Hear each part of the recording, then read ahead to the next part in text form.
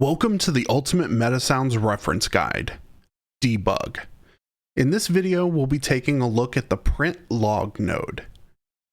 This node comes in four types: Boolean, float, integer, and string, and allows us to output data to the output log.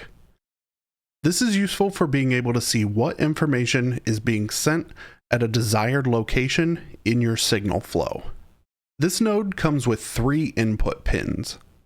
The trigger input allows us to execute the print log node at a desired time. The label input allows us to label our information inside the output log.